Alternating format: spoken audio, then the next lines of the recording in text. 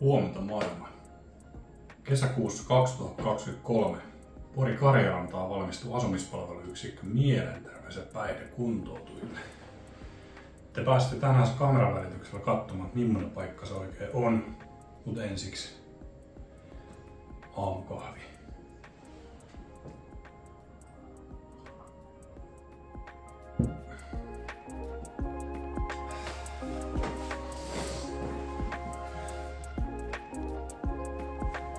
Mä en onnistunut kuvaamaan itteni samalla kun mä yritän tätä autoa ajaa.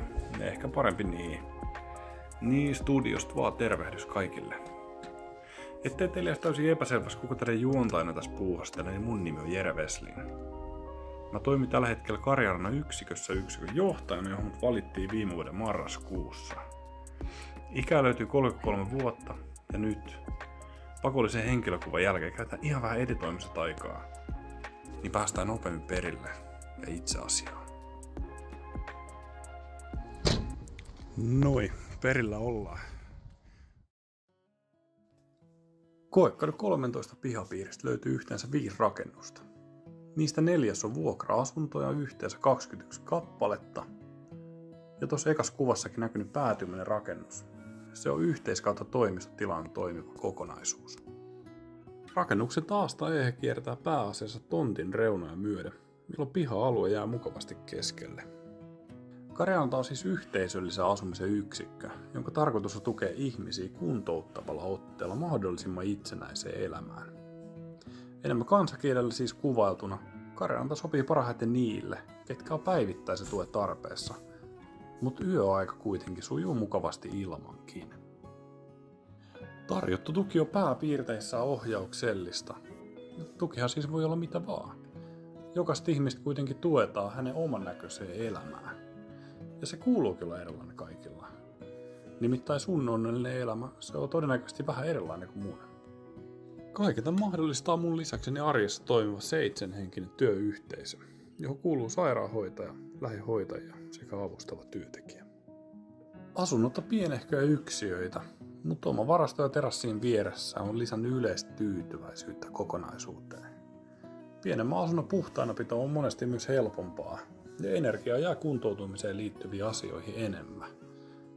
Milloin mikäkin sit sattuu olemaan kenellekin meistä tärkeää.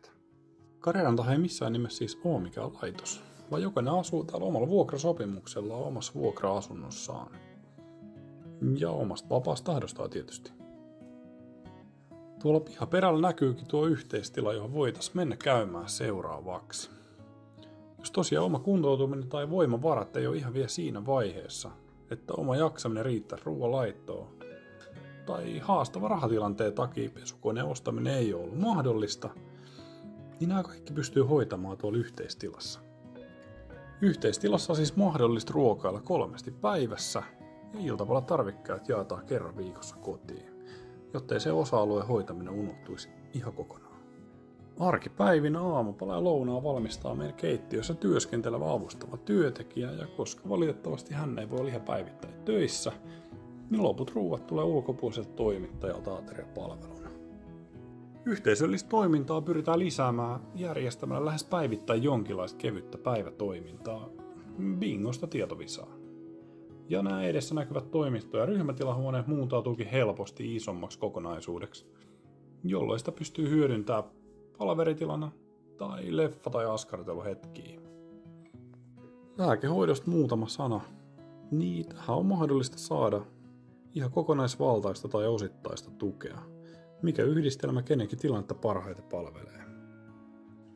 Tämä kokonaisuus asukkaineen, rakennuksineen, työntekijöineen ja toimintoineen on se juttu, mistä muodostuu Karjalanta. Valitettavasti ihan kaikkia kiinteistötiloja en pystynyt ottaa tähän videolle, sen takia ettei tämä venyisi ihan tolkuttoman pitkäksi. Toivottavasti moni on jo saanut, ja muutkin tulee myöhemmin tai kaiken ansiosta saamaan pienen pala ihan tavallista rauhallista arkea osaksi omaa elämäänsä.